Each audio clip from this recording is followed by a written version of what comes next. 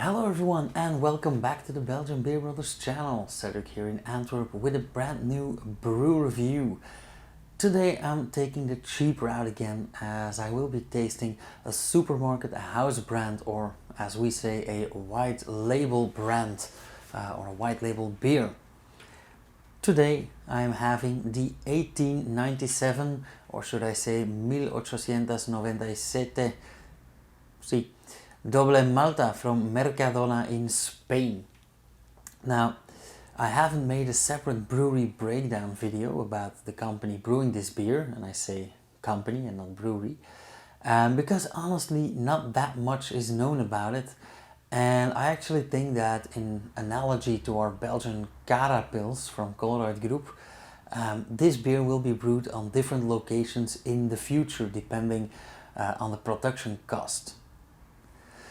Mercadona, based in Valencia, is the most popular supermarket chain in Spain, and they have a bunch of house brand products in the lower price segment. Following the popularity of beer, they started their Steinbrück brand, about which we'll talk in a later video, and in 2019 I believe they added the 1897, and I'm gonna say it in English because Spanish is way too long, the 1897 brand as well. They basically ordered copies of the most popular beers on their shelves for a fraction of the price and offered that cheaper to the consumer. Now, the 1897 Doble Malta and Reserva were specifically targeting the classic Mahou and Dam beers, and I'll come back later in this video. For their beers, Mercadona works with many breweries for different beers. For some beers they work with Heineken in Holland, for some with Licorne in France, even with Martens here in Belgium. But for this particular beer they turned to SBM Casablanca Brewery in Morocco, so this will be my first Moroccan beer ever.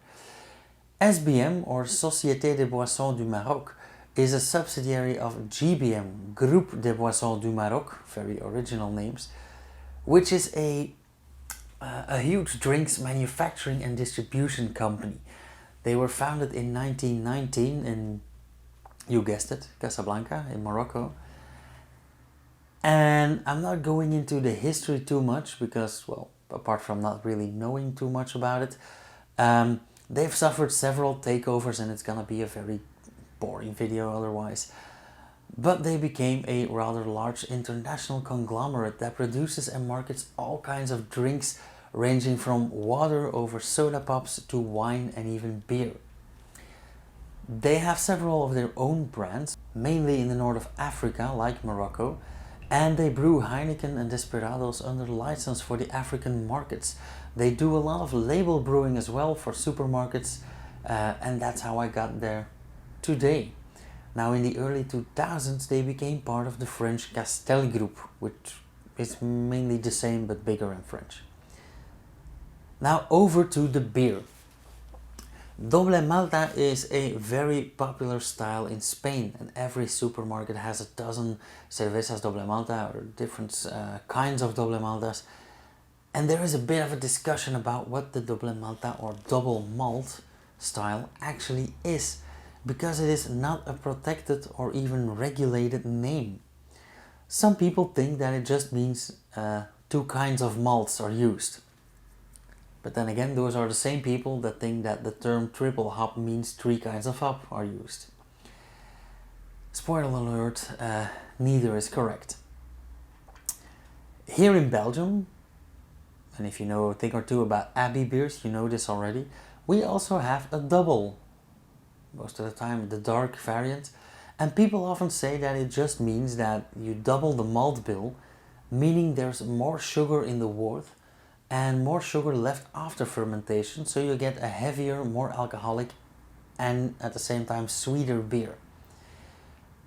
That's partly right, but in my research I stumbled upon a very interesting blog post from La Barra de Bira, or the Beer Bar, a Spanish blog which I just discovered, and I'll put a link to it in the description below here. But they asked several beer producers for their definitions of the term Doble Malta, and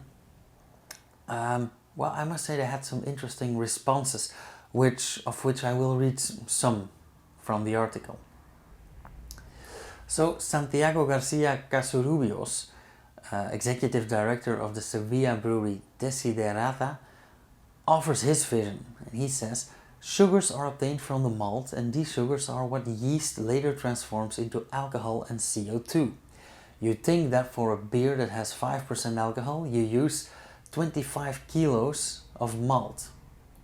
If instead of 25 kilos you add 35 kilos, the yeast will be eating more sugar. So a double malt beer that has a greater amount of malt in its preparation, so that it has more body, is more robust, has more of a cereal character, and also has a bit more alcohol. Consider that a double malt has between 6.5 and 7.5% alcohol, instead of the 5.2 regularly for a Pilsner. So not all brewing styles support a double malt. For example, it would be impossible to make a Pilsner double malt because Pilsens are light beers. The concept of double malt is that a greater amount of malt is added in the production of the beer, but it's actually never doubled. Now, from Malaga, Antonio Montes Duran is managing director of Cervezas Murex, and he conveys his concept in the form of, I understand double malt as a beer with a greater contribution of malt than blonde beers, which is not double as much as many people think. For it to be a double malt, it must have a water to grain ratio below 4. I understand a double malt with a Plato degree above 11 at least. And finally, the double malts must have a toasted color. That comes from the malts that give us those musts, such as Vienna, Munich and Abbey malts, but never a Pilsen malt. This type of beer must obviously be somewhat more hopped than Pilsen, precisely due to the type of drinker it has, who is looking for a beer with character, and for whom we not only accompany it with a good dose of malts, but also hop it in a good measure. In short, for him, a double malt is a beer with character, a low water to grain ratio, a high Plato degree, and well hopped. So you see, the responses are along the same lines, but not really the same.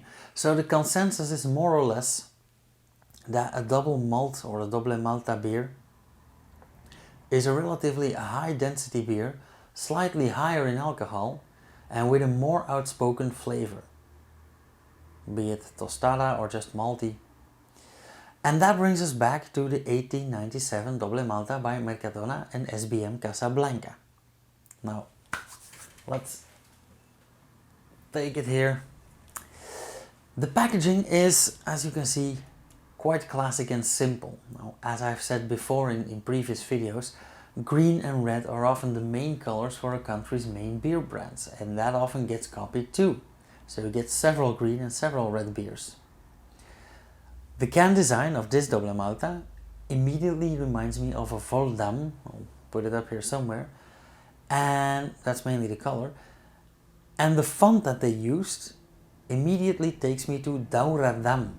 And of course there's a nautical star in there too, because beer and stars for some reason.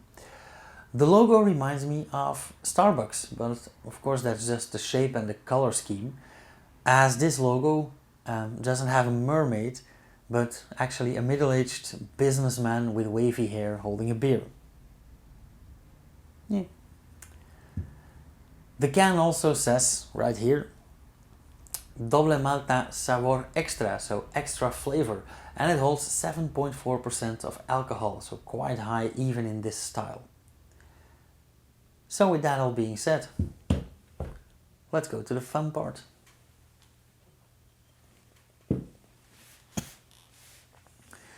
Let's hope that I can keep it clean today. So close. Immediately a lot of aromas rise from the can. As you see, it is very active. I do get a slightly hoppy scent, but it is mainly malty, as you would expect from a beer that's called Double Malt. Quite thin.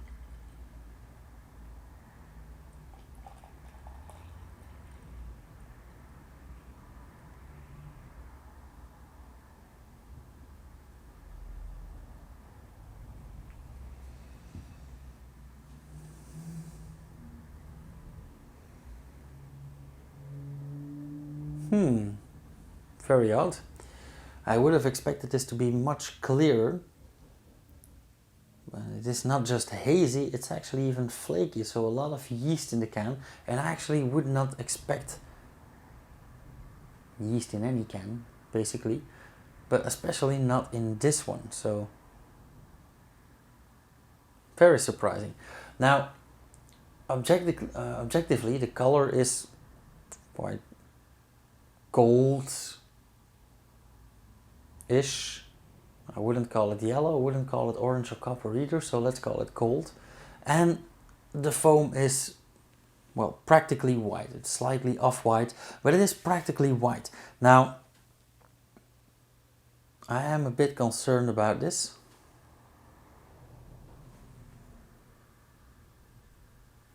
But the smell's not off, so... And it is not the youngest of beers, but it is not past its due date either, so should be quite alright. Okay, let's have a taste and let's hope that I don't have to chew it. Don't forget the nose.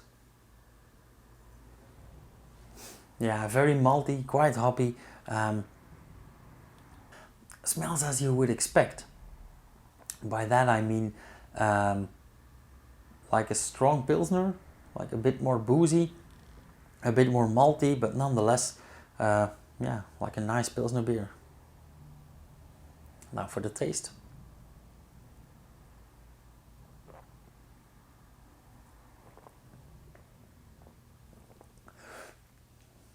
That is quite different. First off, the flaky, hazy yeast residue actually,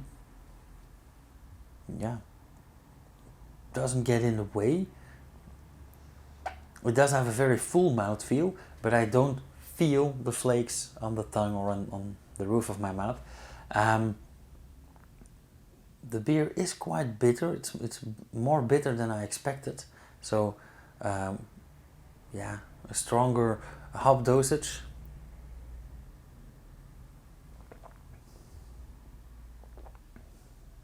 Also a bit sweeter than I expected. So we do have bittersweet. I do get a lot of malty flavors, but I do, I would say if I have to take a guess that this beer, it does have those caramel flavors. So I would say this is probably made with some standard barley malts, but also with some Cara 80s and Cara 120s. Yeah, maybe. I don't think they added rye or oats or something for the mouthfeel. That's just the leftover sugars from the fermentation. And if I look at the can, it says agua, malta de cebada y lúpulo. So that's water, malts, malted barley. Oh, thank God I took that Spanish course. And hops. So, and in Spain you don't have to put the yeast on the label because in a fermented drink the yeast is implied. That's another way of legislating. Now I would say it doesn't taste like 7.4%, but actually in the aftertaste and when it warms up a bit, you actually do get that boozy feeling, and I do get this warmth in the back of my tongue, the roof of the mouth, a bit in the throat. So it actually does come across as quite strong.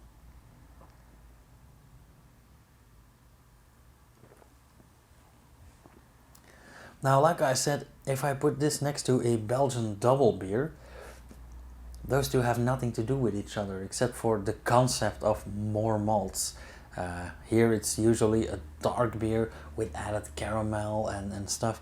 So this is yeah, like I said, a stronger bittersweet blonde ale.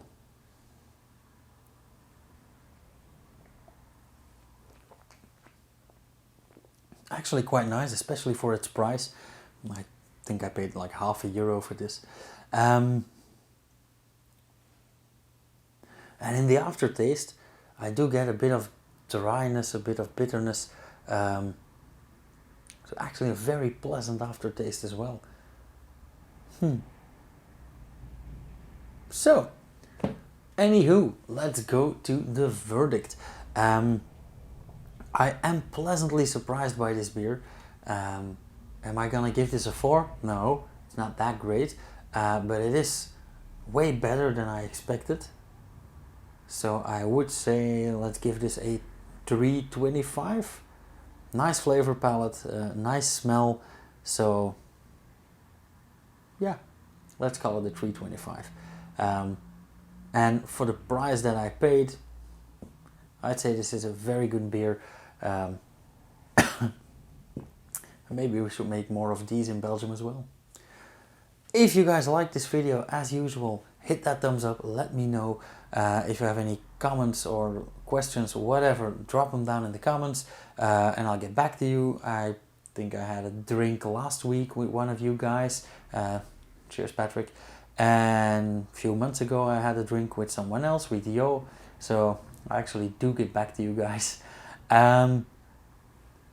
And if you want to see more, yeah, subscribe, hit the bell icon, and you'll be the first to know whenever I upload something, which should be Monday, Wednesday, and Friday at 6 p.m. my time. So, that all being said, I'm gonna empty this and I'll see you guys on Monday. Cheers, you guys.